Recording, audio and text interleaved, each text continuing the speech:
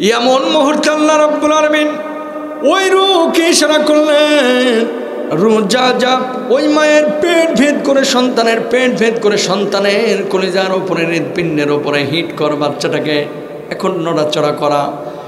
মায়ের পেট ভেদ করে সন্তানের পেট ভেদ করে হৃৎপিণ্ডের উপরে যখন রূহটা হিট করলো, মায়ের ওই পেটের মধ্যে 3.5 মাস 4 মাসের বাচ্চাটা এবার পিলপিল পিলপিল করে নড়াচড়া শুরু করলো। বলুন আল্লাহু আকবার। ইশারা কার? বাচ্চার বয়স তখন 4 মাস। মা বুঝতে পারলো আমার পেটের মধ্যে কিছু একটা ঘটেছে। এবার স্বামীর কাছে গিয়ে বলে, প্রিয়তম স্বামী, তুমি তো বাপ হইতে চলেছো। স্বামী খুশি, ফিলিংস অন্যরকম, আমি বাপ হইতে চলছি। সন্তান আমার আব্বা আব্বা বলবে। প্রত্যেকটা বাবা প্রথম যখন বাপের সন্তানের মুখ থেকে আব্বু ডাক শুনে, পৃথিবীর বুকে এই অনুভূতিটা অন্য কোনো কিছু দিয়ে বোঝানো যায় না, ঠিক কিনা? মা এসে স্বামীকে বলল, স্বামী খুশি। দাদির কাছে গিয়ে শাশুড়ির কাছে যে বলতেছে, শাশুড়ি, আম্মু আপনি কিন্তু গুড নিউজ একটা শোনেন নাই।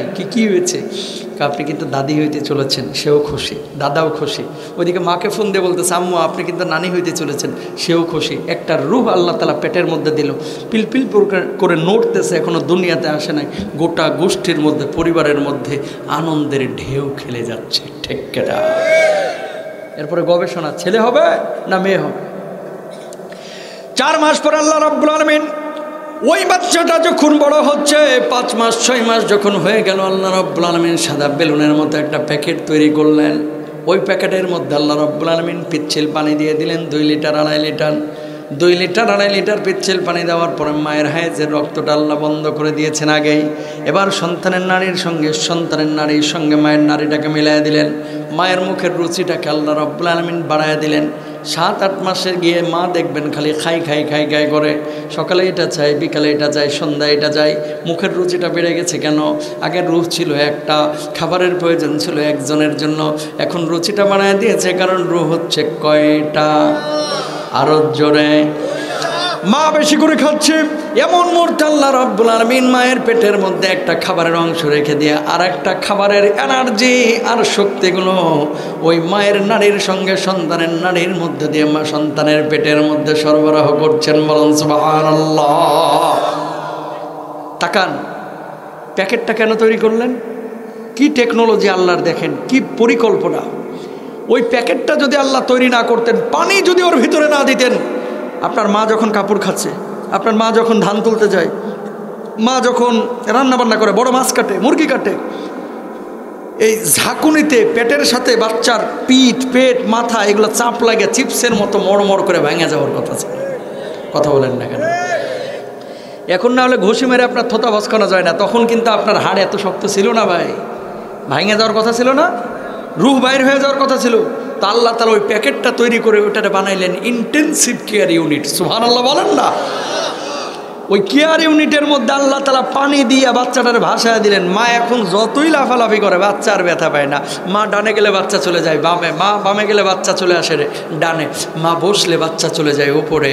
মা যখন ঘুমায় বাচ্চা টুস টুস করে পেটের মধ্যে লাথি মারে, গোতা মারে, মা কষ্ট পায়। উপর থেকে স্বামীও বুঝতে পারে যে বাচ্চা পেটের মধ্যে নড়তেছে। ইশারা কার? আরো জোরে বলেন আল্লাহু আকবার। তাহলে যে জালেমগুলো এই কথা বলে যে মানুষকে আল্লাহ বালাই নাই, মানুষ এমনি হয়েছে, ডারউইনের মতবাদ যারা বিশ্বাস করে, ওর বাপ দাদা বানর থেকে হইতে পারে, আমাগো বাপ দাদারা, ঠিক না? ইমান থাকবে? এটা যদি কেউ বিশ্বাস করে ইমান থাকবে? তাকান, ছেলে কখনো হয় বাপের মতো, মেয়ে কখনো হয় বাপের মতো। বাচ্চা হওয়ার পরে কোনোটা হয় বাপের মতো, কোনোটা হয় মায়ের মতো। এখানে ইবনে কাসির রাহিমাহুল্লাহ ব্যাখ্যা করেছেন কি, বিশেষ মুহূর্তে যদি বাপ মার সম্পর্ক যখন স্থাপিত হয়, বাপেরটা যদি আগে নির্গত হয়ে যায় ছেলেটা হয় বাপের মতো, আর মায়েরটা যদি আগে নির্গত হয় ছেলে মেয়ে মানে বাচ্চাটা হয় মায়ের মতো। জোরে বলেন সুবহানাল্লাহ। বাপ মা দুইজনই সুন্দরী, ছেলে হয়েছে একেবারে কালাচান, কালো। কিরে এইটা কি তোকে বাচ্চা, চেহারা দেখি কোনো মিল নাই। এটার ব্যাখ্যা আছে কি, এই ছেলের দাদির মা বা তার মা, দাদা বা দাদার বাপ বা তার বাপ, নানির মা বা তার মা, 2, 3, 4 পুরুষ আগে তো আপনি জানেন না যে ওরা দেখতে কেমন ছিল। জেনেটিক্যাল একটা বিষয় এখানে আছে যে তার পূর্বের বংশের কেউ তার মতো ছিল, আল্লাহ তাআলা ওই রকম চেহারা তারে বানায় দিয়েছেন। জোরে বলেন সুবহানাল্লাহ। এই জন্য অনেক সময় বাপ মার চেহারার সাথে সন্তানের চেহারা মেলে না। কি কথা চিন্তা করতে পারেন, কত বড় টেকনোলজি প্রযুক্তি আল্লাহ তাআলা এই পেটের মধ্যে রেখেছে। দুনিয়ার কোনো রোবট, কোনো বিজ্ঞানী পেটের মধ্যে বাচ্চাকে নিয়ন্ত্রণ করতে পারবে? তাহলে আমাদের স্রষ্টাকে জোরে বলেন। তো পীরের কাছে গিয়ে সিজদা দেন কেন? মাজারে গিয়ে সিজদা দেন কেন? বানিয়েছেন যিনি, বিধান চলবে তার, ভোট হবে তার জন্য, সেই আল্লাহর আইন বাস্তবায়নের জন্য চেষ্টা চালাবো। কোন মাজার খানকায় গিয়ে সিজদা দেব না, ঠিক কেনা বাইরা? সিজদা দিব কাকে? আল্লাহকে। বুঝছেন কথা? এই জন্য আল্লাহ তাআলা কোরআনুল কারিমে বলেছেন, আফাতুমিনুনা বিবাদিল কিতাব ওয়া তাকফুরুনা বিবাদ। এরা কিছু অংশ মানে কোরআনের, কিছু অংশ মানে না। এই যে হুজুররা যখন সুদ নিয়ে ওয়াজ করে, ম্যাক্সিমাম মানুষই জানে যে সুদ খাওয়া হারাম, তারপরে এটারে ঘুরায় পেঁচায় ওষুধ খাবেই। কথা বলেন না কেন? রূপালী ব্যাংক চলতেছে সুদের উপরে, পূবালী ব্যাংক চলতেছে সুদের উপরে, জনতা ব্যাংক সুদের উপরে, বাংলাদেশ ব্যাংক সুদের উপরে, আর হুজুর আইছে। হুজুর অর্থনীতি বুঝে, বুড়ি আঙ্গুলের সমান দাম দেয় না হুজুর রে, ইমাম রে। যতই বুঝান না ঘোরায় জায়েজ করতে চায় হারাম। কিরকম লোক আছে না নাই? ছোট একটা গল্প মনে পড়ে গেল, বলবো নি? দোষ হুজুরের গাড়ি নিয়ে এক হুজুর গেছে এক এলাকায় ওয়াজ করতে। এলাকায় ঢুকতেছে, যেদিকে তাকায় খালি দেখতেছে বেগুনের ক্ষেত। কিসের? হুজুর আবার বেগুন খেলে গাছ উল্কায়। এবার টার্গেট নিয়েছে হুজুর, আজকে শুরুতেই বেগুনটারে হারাম করে ছাড়বো, খানা আজকে ওয়াজের শুরুতে খাবো না। কথা বোঝেন নাই? টার্গেট হচ্ছে শুরুতে বেগুনটারে হারাম করে ছাড়বো। উঠছে স্টেজ, উঠার পরে শুরু করছে, মাসালার কিতাবে আছে 40 পাতার তলে জাহান্নামের প্রথম খাবার বেগুন হবে। কেউ বেগুন খায় না, ধরেন না, ছুঁয়েন না। মানুষজন চিন্তায় পড়ে গেছে, কিরে এই হুজুর জানে বেগুন হারাম, আমগো ইমাম সাহেব জানে না কা? আজকে ওয়াজ শেষ হোক, আজকে ইমামের একদিন কামগো একদিন। কথা বোঝেন নাই?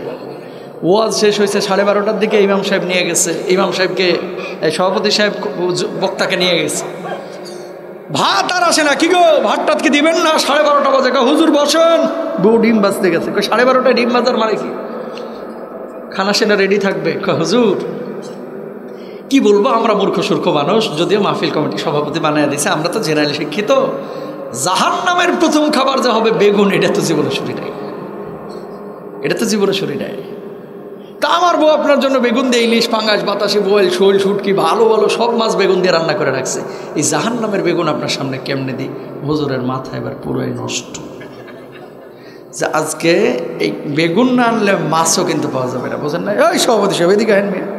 মানুষ মূর্খ হলে কি এত মূর্খ হয়? কেন, কি হয়েছে হুজুর? কই এক মাসালার কিতাবে আছে জাহান্নামের প্রথম খাবার বেগুন, অন্য কিতাবেও তো আরও কিছু কথা আছে। কি আছে বলেন শুনি? অন্য কিতাবে আছে 38 পাতার তলে অন্য তরকারি না হলে একটু একটু বেগুন খাওয়াও চলে। এখন বেগুনগুলো নিয়ে আসেন, বাইসা বাইসা মাছগুলো খায়। দোষ হুজুরের ঘাড়েই নিলাম, আগেই বলছি। কিন্তু আপনাদের দিয়ে উদাহরণ দিলে তো কষ্ট পাবেন, এর লাগে হুজুর নিয়েই উদাহরণ দিলাম। এই যে বেগুনটারে, বেগুন তো খাওয়া জায়েজ, এটা একটা গল্প জাস্ট। কিন্তু ঘুরে যেমনি জায়েজ করলো না, যতগুলো সুদখোর এলাকায় পাবেন, ও যতই বুঝান না কেন ঘুরায় সুদকে জায়েজ করবই। কথা বলেন না কেন? যৌতুক নেওয়া হারাম, এও জানে, আর দাদাও জানে, আর মায়ও জানে, আর চাচিও জানে, আর চাচাও জানে। কোনো মতে একটা সরকারি চাকরি হয়েছে, এবার বাপে হিসাব করে, বড় পোলার থেকে শ্বশুরবাড়ি থেকে নিব 14 লাখ, মাইজেটার থেকে নিব 14, ছোটরার থেকে নিব 10। জানে যৌতুক নেওয়া হারাম, কই যৌতুক নেই নাই, ডিমান্ড করছে একটু। মাইনসে সামান্য একটু কিছু না দিলে মাইনসে কইব ডাকি। কথা বলে না, আসে না নাই? এই যৌতুক নেওয়া তেমনই হারাম, শুকুরের গোস্ত খাওয়া যেমন হারাম, শুকুরের পায়খানা খাওয়া যেমন হারাম, যৌতুকও তেমনই হারাম। ঠিক কেনা ভাইরা?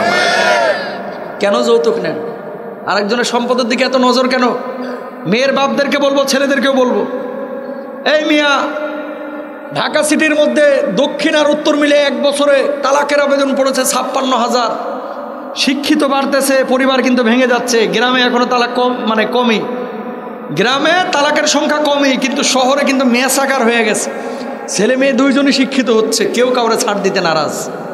আগে বউদেরকে থাপ্পড় দিছেন, বাড়িতে যা ঘরের মধ্যে যেমন এখন দরজা টরজা লাগায় একটু বসে থাকছে, কতক্ষণ পরে বাইর হয়ে আবার হাসি খুশি মিলে গেছে।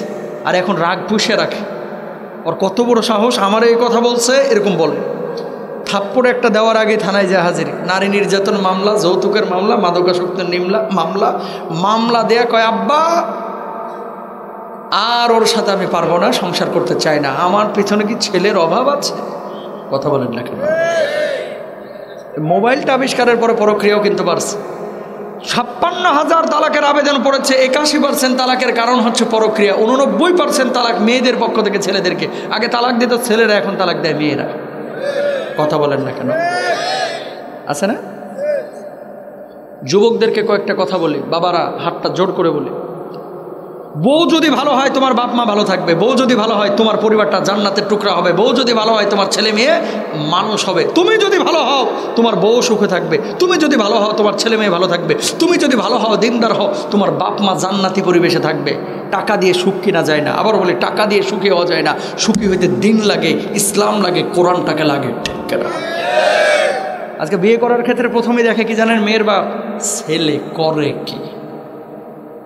কথা কয় এই জীবনে দেখছেন কোনো মেয়ের বাপকে জিজ্ঞেস করতে বা ঘটককে জিজ্ঞেস করতে যে ছেলে নামাজ পড়ে কিনা? প্রথম প্রশ্ন এটা হয় না।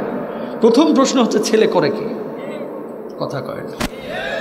প্রথম প্রশ্ন ছেলে করে কি, মানে কি, প্রফেশনটা কি।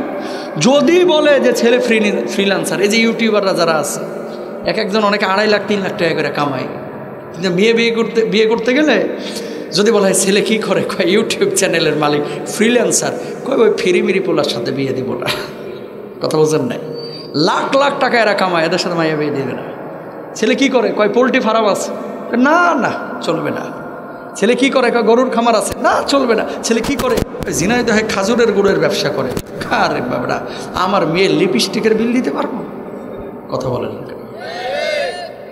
আর যদি শুনেছে ছেলে সরকারি চাকরি, দাঁত দুটা না থাক সমস্যা নাই, ল্যাংড়া হোক লুলা হোক, মনে করে সরকারি চাকরি এটা জান্নাতের চাকরি। ঠিক কেনা ভাইয়েরা?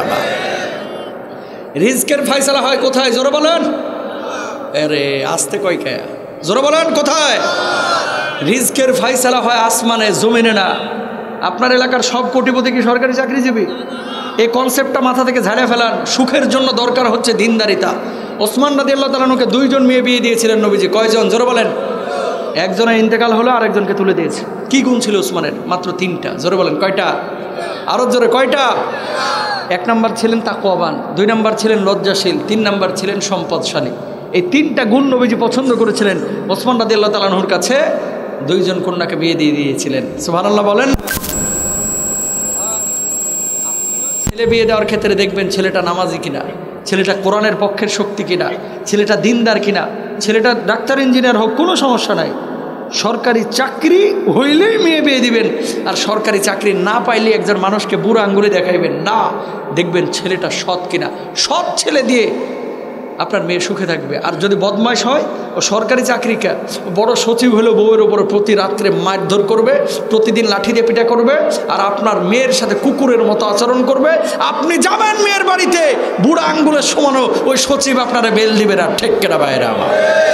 তাহলে সম্মান ইজ্জত পেতে হলে দিন লাগবে। ঠিক না? যুবকদেরকে বলবো, মেয়ে বিয়ে করার ক্ষেত্রে 4টা জিনিস দেখবেন। জোরে বলেন কয়টা?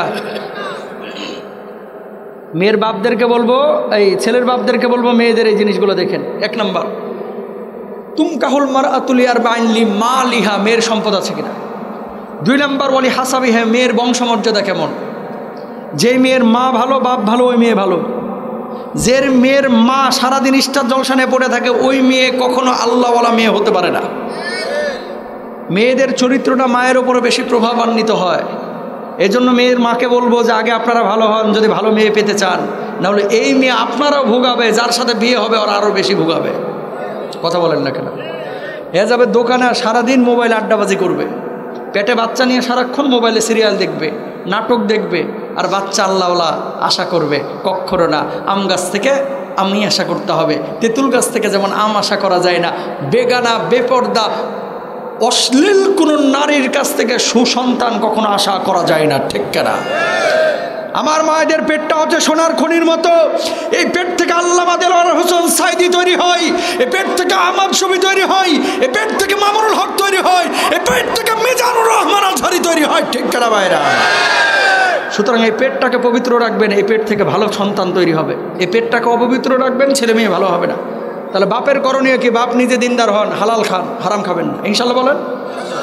আরো জোরে বলেন। 2 নাম্বার হচ্ছে বউদেরকে দিনদার করতে হলে কোরআনের পক্ষে রাখতে হবে, দিন নিয়ে আলোচনা করতে হবে, মুজাকারা করতে হবে, তাহলে ওই পরিবারের মধ্যে দিন থাকবে। এখন তো দিন নাই ভাই, মোবাইল আছে আর টিভি আছে। টিভি কম দেখতেছে, এখন মোবাইলই তো সব, সারাক্ষণ আড্ডাবাজি, সারাক্ষণ। কিভাবে ছেলে মেয়ে ভালো হবে? কিভাবে ভালো হবে? তাহলে 2 নাম্বার বললাম কি, অলি হাসাবিহা, মেয়ের বংশমর্যাদা দেখতে হবে। 3 নাম্বার অলি মালিহা, মেয়ের সম্পদ আছে কিনা এটাও দেখতে হবে, কুফু মিলাইতে হবে। খুব বেশি তারতম্য থাকলে বিয়েতে যাবেন না। ছেলে এবং মেয়েদেরকে বলি, আপনি ধরেন 2 লক্ষ টাকার মালিক, আর আপনি বিয়ে করার স্বপ্ন দেখছেন 32 লাখের, ওখানে বেল পাবেন না, আপনার পাত্তা দেবে না, কুকুরের মতো আচরণ করবে। কথা বলেন ঠিক কিনা? আপনার সাধ্য আছে দই আর মিষ্টি নিয়ে যাওয়ার, আর ওরা আশা করবে যে মহিষ নিয়ে আসতেছে। বোঝেন নাই? ঈদের সময় আপনি দাওয়াত দিয়ে 3টা তরকারি খাওয়াইতে পারেন, আর 32 লাখের যার কাছে বিয়ে দিয়েছেন ওর 3 তরকারিতে হয় না, ওর 23টা পদ লাগে, আপনি পারবেন না। পরে আপনারা দাওয়াতও দিবে না, আপনারা বেলও দিবে না, পাত্তাও দিবে না। এটাই চূড়ান্ত বাস্তব কথা, ঠিক কিনা ভাইরা আমার? তাহলে কি করতে হবে? কুফু মিলানোর যে বিষয়টা, আপনার যতটুকু সামর্থ্য অতটুকু দেখে আপনি বিয়ে দিবেন। 4 নাম্বার হচ্ছে বলে দিন ইহা, মেয়ের দিনদারিতা দেখতে হবে। মেয়ে নামাজ পড়ে কিনা, মেয়ে কোরআন পড়ে কিনা, মেয়ে দিনের উপরে আছে কিনা, মেয়ের মা নামাজ পড়ে কিনা। কোনো মেয়ের মা যদি নামাজ না পড়ে, কোরআন না পড়ে, ওই মেয়েকে বিয়ে করেন না। বুঝেন নাই কথা?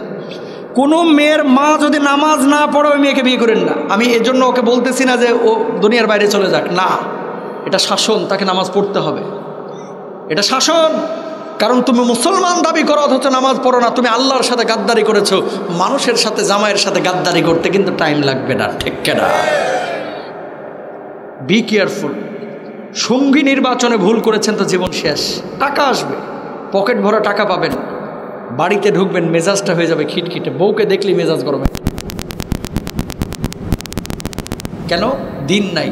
তাহলে কোরআন অনুযায়ী, দিন অনুযায়ী জীবনযাপন করা আপনার আমার প্রত্যেকেরই জরুরি, ঠিক কিনা? বাপ ছিল মুসলমান, দাদা ছিল মুসলমান, এই জন্য অটো মুসলমান হয়ে গেছি, তাই ইমানের কদর আমরা করতে পারি না। আল্লাহ নবীর যুবক সাহাবী ইমান এনেছে নবীজির উপরে, তারপরে দেখেন কি হলো। নবীজির কাছে আসলেন, আসার পরে বললেন, ইয়া রাসূলুল্লাহ, আমার বাপ ছিল মূর্তি পূজারী, আমার চাচা মূর্তি পূজারী, আপনার উপরে ইমান আনবো, আল্লাহর উপরে ইমান আনবো। আপনার বয়ান শুনে, আলোচনা শুনে আমার ভালো লাগছে, আপনি আমার কালেমা পড়ায় দেন। আল্লাহ নবী কালেমা পড়ায় দিলেন, কালেমা পড়লেন। কালেমা পড়ার পরে এবার বাড়িতে ফিরে গেলেন।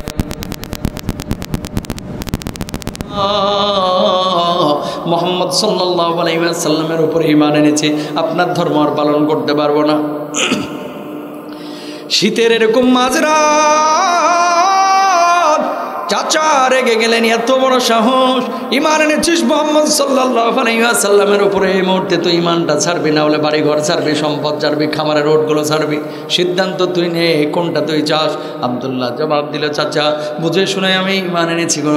ও চাচা, বাড়ি ছাড়তে পারবো, সম্পদ ছাড়তে পারবো, খামারের রোডগুলো ছাড়তে পারবো, আল্লাহর নামে হলফ করে বলতেছি, কলিজার মধ্যে যে ঈমানকে জায়গা দিয়েছি সেই ঈমান আমরা ছাড়তে পারবো না। বলুন আল্লাহু আকবার। চাচা আরো ক্ষিপ্ত হলেন আর বললেন, আজ থেকে তোর সাথে আমার সম্পর্ক শেষ, তাহলে বাড়ি থেকে বের হয়ে যা। যখন বের হয়ে চলে যাচ্ছেন সব কিছু ছেড়ে, ওই মুহূর্তে বললেন, এই মুহূর্তে দাঁড়া। কোথায় চলে যাচ্ছিস? কয় মুহাম্মদ সাল্লাল্লাহু আলাইহি ওয়াসাল্লামের কাছে একেবারে চলে যাচ্ছি। কয় পরনের যে জামা কাপড়টা আছে, জামা কাপড়টা এই মুহূর্তে খুলে দেবে। ও চাচা হাতটা জোর করে বলতেছে, আপনি আমার জামা কাপড়টা খুলে নেবেন না, তাহলে লজ্জা স্থানটা উন্মুক্ত হয়ে যাবে। আব্দুল্লাহ জবাব দিলেন, চাচা বাড়ি ছাড়লাম, খামারের উটগুলো আপনারা দিয়ে দিলাম, পৈতৃক ভিটা দিয়ে দিলাম, জামা কাপড়টা প্লিজ আপনি খুলে নেন, একে তো শীতের রাত, অন্যদিকে আমার লজ্জা স্থানটা উন্মুক্ত হয়ে যাবে। মায়া জন্মাইল না, মায়া জন্মাইল না। কয় না না, এখন জামাটা খুলবে। সঙ্গে সঙ্গে জামাটা খুলে দিলেন, তাও ঈমান ছাড়লেন না। উলঙ্গ শরীর নিয়ে বুড়ি মা ছিল, বিছানা কত অসুস্থ মানুষ, ওই বুড়ি মার কাছে গিয়ে বললেন, মা ঈমান আনার কারণে আমার চাচা আমার বাড়ি কেড়ে নিয়েছে, সম্পদ কেড়ে নিয়েছে, খামারের ওটগুলো কেড়ে নিয়েছে, এমনকি পরনের জামা কাপড়টা পর্যন্ত কেড়ে নিয়েছে। ও মা, সব কিছু আজকে ছেড়ে তোমার কাছে এসেছি গো মা। ও মা, তোমার কাছে একটা চাদর হবে নাকি? যে চাদরটা দিয়ে লজ্জা স্থানটা রেখে আমি আল্লাহ নবীর দরবারের দিকে যাব। মা এক টুকরা চাদর দিলেন, ওই চাদরটা দিয়ে লজ্জা স্থানটা কোনো মতো ডাকলেন। লজ্জাস্থান ঢাকার পরে আল্লাহর নবী সাল্লাল্লাহু আলাইহি ওয়াসাল্লামের বাড়ির দিকে রওনা হলেন। নবীজি তখন তাহাজ্জুদের নামাজের জন্য জাগ্রত হয়েছেন। নবীজি সালাম ফেরানোর পরে দেখতে পেলেন একজন যুবক আল্লাহর নবীর বাড়ির সামনে দাঁড়ানো, থরথর করে কাঁপতেছে। আল্লাহর নবী বললেন, যুবক কি নাম তোমার? তো রাতের অন্ধকারে চিনতে পারলাম না। যুবক জবাব দিল, নবী আমার নাম হচ্ছে আব্দুল্লাহ। গতদিন ঈমান এনেছিলাম, ঈমান আনার কারণে আমার চাচা আমার এই অবস্থা করেছে, আমার বাড়ি কেড়ে নিয়েছে, সম্পদ কেড়ে নিয়েছে, খাবারের নোটগুলো কেড়ে নিয়েছে। ওগো আল্লাহর নবী থেকে ছাড়ি নাই, বলুন আল্লাহু আকবার। নবীজি বললেন, আব্দুল্লাহ এই জায়গায় দাঁড়াও। ঘরের মধ্যে গেলেন, নবীজির চোখ দিয়ে টপ টপ টপ টপ করে পানি পড়তেছে। নবীজির মনটা খারাপ হয়ে গেল। ইয়ামানি ডোরা কাটা একটা চাদর, যেটা নবীজি নিজে ব্যবহার করতেন, এই চাদরটা নিয়ে এসে আব্দুল্লাহর গায়ের উপরে দিয়ে বললেন, আব্দুল্লাহ রে, আমি নবী আজকে থেকে চাদরের মালিক তোরে বানায় দিলাম, বলুন আল্লাহু আকবার। নবীজি চাদরটা যখন দিলেন, আব্দুল্লাহ চোখ দিয়ে পানি পড়তেছে। ও আব্দুল্লাহ, কান্দিস না রে, কান্দিস না, কেন কান্দিস? ও আল্লাহর নবী, আমি খুশিতে কান্দি, দুনিয়ার সব কিছু ছেড়েছি, এই মুহূর্তে আপনার কাছে একটা জিনিস চাওয়ার আছে, আপনি আমার দিবেন নাকি? আল্লাহর নবী বললেন, বল বল, সাধ্যের মধ্যে যা চাইবি আজকে আমি তোরে সেটাই দেওয়ার চেষ্টা করব। ও আল্লাহর নবী, দুনিয়ার কোনো কিছু আমি আপনার কাছে চাই না, একটা জিনিস চাই, আপনি আমার জন্য দোয়া করেন, আল্লাহ যেন আমার শাহাদাতের মওত দান করেন। আল্লাহর নবী দোয়া করলেন, আল্লাহ আমার আব্দুল্লাহ ইমানের কারণে দুনিয়ার সব কিছু ছেড়ে আমার কাছে চলে এসেছে, আব্দুল্লাহকে তুমি শাহাদাতের মওত দান করো। আল্লাহ আব্দুল্লাহর রক্ত কাফের বেঈমানদের জন্য তুমি হারাম করে দিও। নবী সাল্লাল্লাহু আলাইহি ওয়াসাল্লাম যখন দোয়া করছেন, এবার আব্দুল্লাহ বলছেন, ওগো নবীজি, আমি শহীদ হইতে চাইলাম, কিন্তু আমার রক্ত কাফের বেঈমানদের জন্য কেন হারাম? কেউ যদি ঘরের বিছানাতেও মারা যায়, আল্লাহ রব্বুল আলামিন তারেও শাহাদাতের মর্যাদা দেন, বলুন সুবহানাল্লাহ। কয়েকদিন পরে তাবুকের যুদ্ধের ডাক পড়েছে, সব সাহাবীদের সঙ্গে সাহাবীও গিয়েছে। যাওয়ার পরে প্রচণ্ড জ্বরে আক্রান্ত হলেন, জ্বর উঠছে শরীরে, জ্বরে আক্রান্ত হয়ে দুনিয়া থেকে বিদায় নিয়ে চলে গেছেন। আল্লাহর নবী তখনও জানেন না তার ইন্তেকাল হয়ে গেছে। মাগরিবের নামাজের পরে আবু বকর লাশটারে গোসল দিচ্ছেন তাঁবুর পাশে। নবীজি ওই রাস্তা দিয়ে হেঁটে যাচ্ছেন, নবীজি তখনও জানেন না। ও আবু বকর,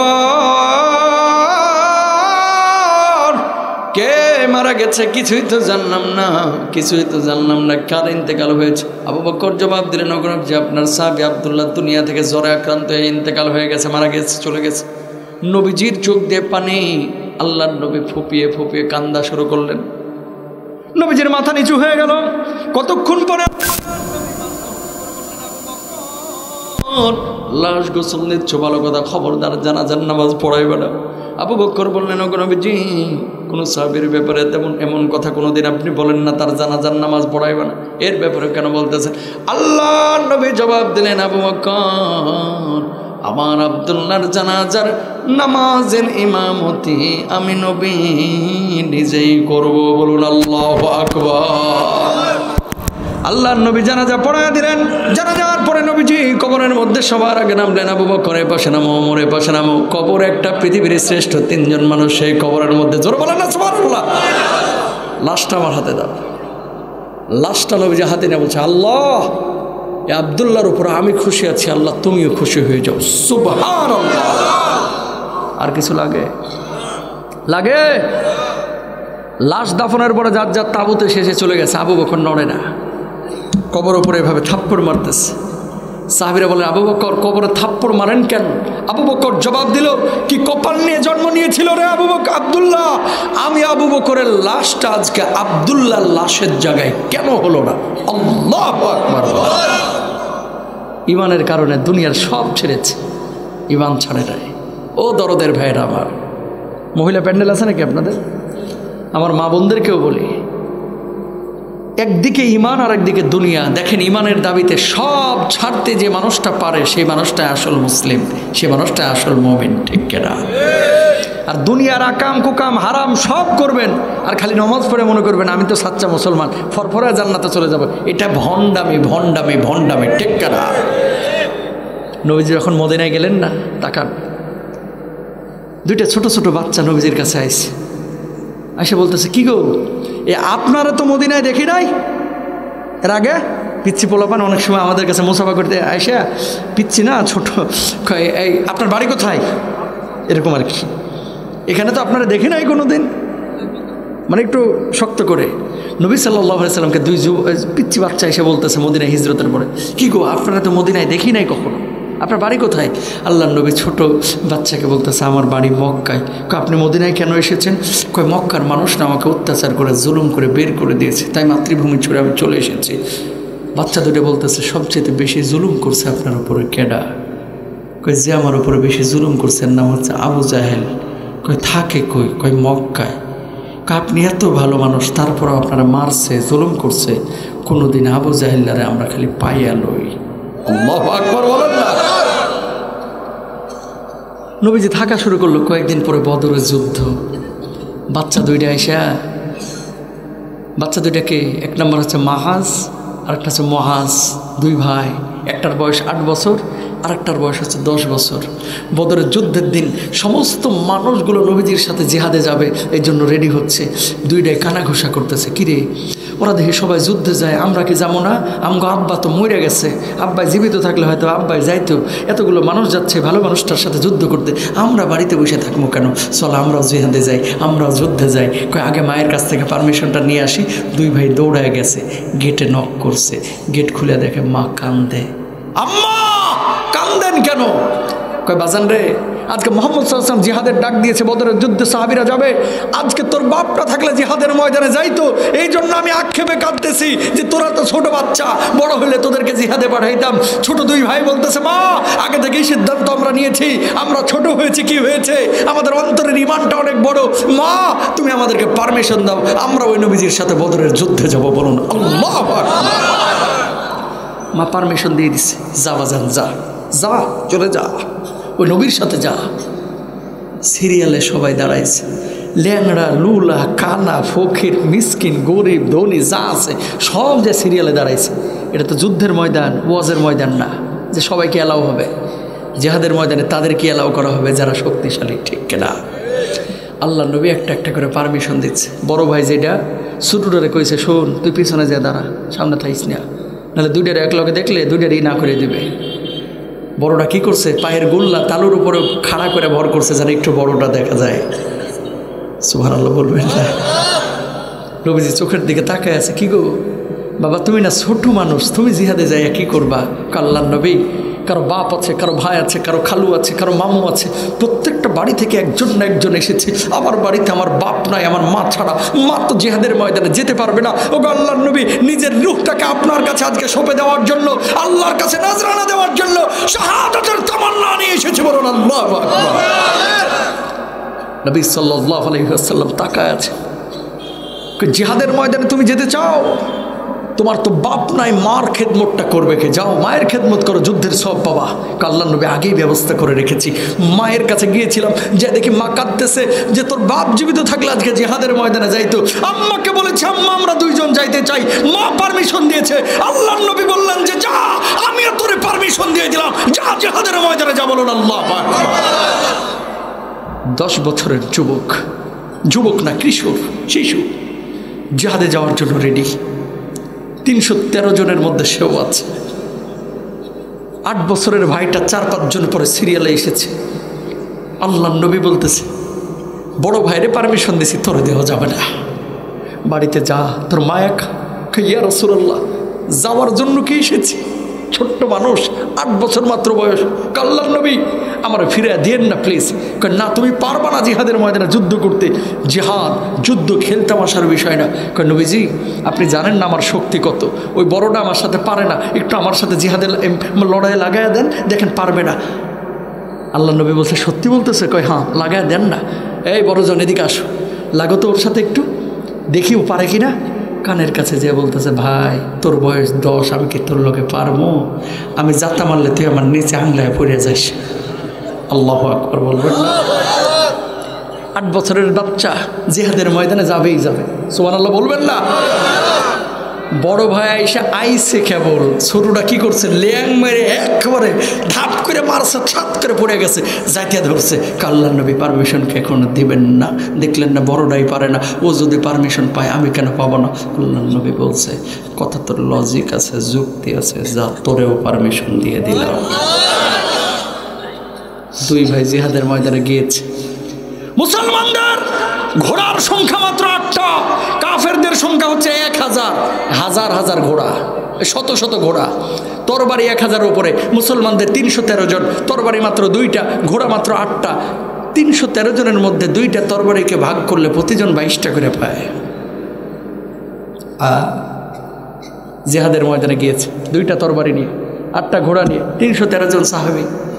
দুই ভাই যে আব্দুর রহমান ইবনে আওফরে বলতেছে, চাচা কি হয়েছে ভাতিজা, এত ছোট বয়সে জিহাদের ময়দানে আইছো?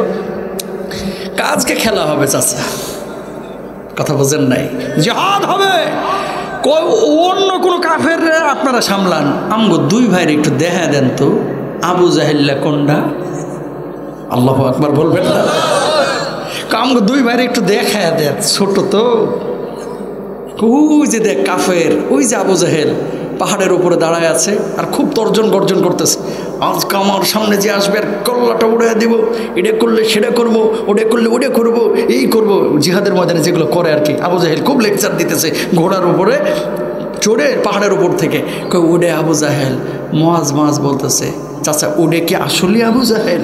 কাহা একেবারে বাঘের মতো দৌড়ায় গিয়া, আবু জাহেলের পাশে তো সিকিউরিটি গার্ড অবশ্যই আছে, সেনাপতি যেহেতু কাফেরদের, একজন দুইজন না একাধিক, শত শত সিকিউরিটি গার্ড আবু জাহেলেরা ঘিরে রাখছে যে আমরা মরি, আমগো এই আবু জাহেল নেতাকে মারা যাবে না। এরা পায়ের ফাঁক ফোকর দিয়া একেবারে ক্ষিপ্র গতিতে বাঘের মতো যায় আবু জাহেলের কিনারায় গিয়ে পড়ছে দুই ভাই। এরা বুঝে উঠতে পারে না এরা কি যুদ্ধের ময়দানে আইছে নাকি পানি টানি খাইতে এসছে, কাউরে তো পানি টানি দিতেও আসতে পারে, হাতে তরবারি আছে। বুঝে ওঠার আগেই বড় ভাই আঘাত করেছে তরবারি দিয়ে, ছোট মানুষ আবু জাহেলের কল্লাটা পায় না। ছোট ভাই বলে, ভাই ওখানে তো হাতে পাওয়া যাচ্ছে না, আগে ঘোড়ার পাটা কাটিয়ে দে। দুইজন মিলে ঘোড়ার পায়ে আঘাত করলো, আবু জাহেল লুটায় পড়লো। আব্দুল্লাহ ইবনে মাসউদ মাথাটাকে ধরে কল্লার উপরে দিয়ে দেহ থেকে আবু জাহেলের কল্লাটা আলাদা করে দিল। আল্লাহু আকবার।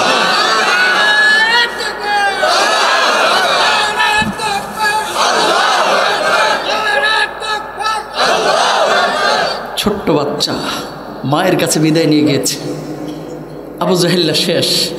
হঠাৎ সিকিউরিটি গার্ডরা এসে দুই ভাইকে কোপানো শুরু করেছে, এরাও যুদ্ধ করা শুরু করেছে।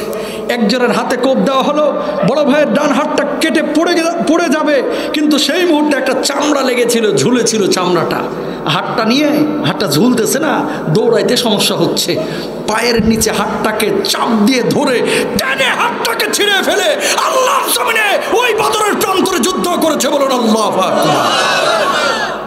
সেই সাহাবীদের ত্যাগ কোরবানির কারণে ইসলাম পেয়েছি আমরা, কথা বলেন না কেন? আর আমাদের ইসলামের অবস্থা কি বাংলাদেশের? দাবি করছে মুসলমান ঘুষ খায়, দাবি করছে মুসলমান বউকে পর্দা করায় না, দাবি করছে মুসলমান আল্লাহ নবীর স্বার্থ নিয়ে রাজপথে নামবে, ইসলামের বিজয়ের জন্য, দ্বীনের বিজয়ের জন্য জিহাদ করবে, যুদ্ধ করবে। এরকম টেন্ডেন্সি অনেক মানুষেরই নাই, ঠিক না? তরদের ভাইরা আবার আলোচনা খুব ওই দীর্ঘ করলে 3 ঘন্টা 4 ঘন্টা আলোচনা হয়, কিন্তু এত দীর্ঘ করা যাবে না। ফজরের নামাজ আছে, কনকনে শীত। আপনাদেরকে বলি, যা কিছু শুনলাম মানবেন না ইনশাল্লাহ? সবাই মানবেন তো? তাহলে শুধু মৌখিক ইমানদার হওয়া যাবে না, কলিজা থেকে ইমানটারে নবায়ন করতে হবে। ওই মুআজদের মতো ইমান আনতে হবে, আবু বকরের মতো ইমান আনতে হবে। আল্লাহ তৌফিক দান করুন। হাযা মা ইনদি ওয়াল ইলমু ইনদাল্লাহ আলাইহি তাওয়াক্কালতু ওয়া ইলাইহি উনীব ওয়া আখির দাওয়ানা আলহামদুলিল্লাহি রাব্বিল আলামিন। আসসালামু আলাইকুম ওয়া রাহমাতুল্লাহি ওয়া বারাকাতুহু। কেউ কিছু বলবেন না? দোয়া করব। জি দেন তো।